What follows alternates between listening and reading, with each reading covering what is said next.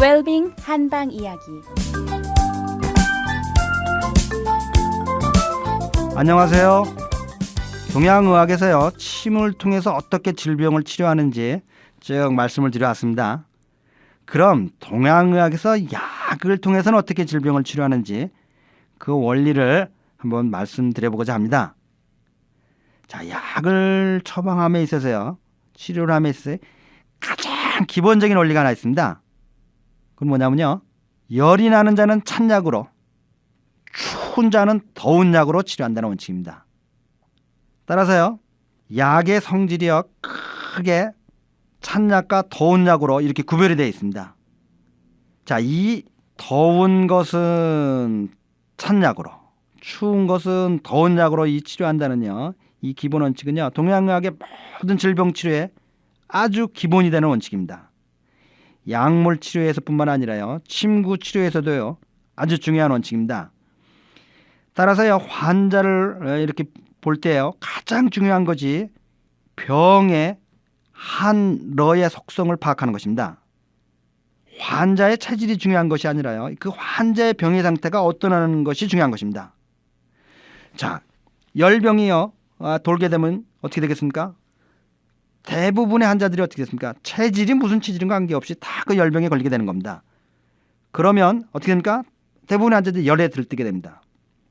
이런 열병이 도는 환자들에게요, 체질이 찬 체질이라고 해서요, 더운 약을 쓰게 되면 어떻게 되겠습니까? 사람의 생명이 바로 위험하게 되는 겁니다. 일전에요, 일간지를 통해서 중요한 내용들이 발표된 적이 있는데요, 우리가 잘 아는 혈액형에 관한 것이었습니다. 우리들이 일반적으로 알기는요, 혈액형은 유전에 의해서 결정이 된 것으로요, 이 혈액형은 태어날 때 결정이 되면 일생 동안 변하지 않는 것이라고 알고 있습니다. 그런데요, 그때 일간지에 발표된 내용은 무엇이냐면요, 혈액형이 타고난 유전자로부터 결정된 혈액형이 바뀌는 케이스가 과학적으로 확인이 되었다는 겁니다. 이렇게 유전적으로 확실한 혈액형도요, 바뀌는 것이 확인되는 세상인데요, 아주 애매모호한 원칙에 의해서 판별한 체질이요, 평생 바뀌지 않는다는 것 자체가 참으로 이상한 얘기입니다. 또 그게 어떤 병인지도 관계없이요, 체질만을 따라서 처방을 하는 것이 이재마의 사상체질입니다. 저는 이재마의 사상체질을 다룬요, 동의수세보온이라는 책을 원문으로 보았습니다. 근데 그것에 의하면 저도 제 체질을 파악하기 힘듭니다. 뿐만 아니라요, 그 책에서는요, 환자의 병을 다루지 않습니다. 그러니까 어떤 병이든 그의 체질만 파악해서 동일한 처방을 하는 겁니다. 예를 들면 그가 콜레라가 걸리든, 먹은 것이 체하든, 감기가 걸리든, 허리가 아프든, 다리가 아프든 아무런 상관을 하지 않고요, 같은 체질이면 같은 처방을 하는 것입니다. 얼마나 어처구니 없는 이론입니까? 원래의 동양의학은 이런 식으로 병을 보고 치료하는 것이 아닙니다.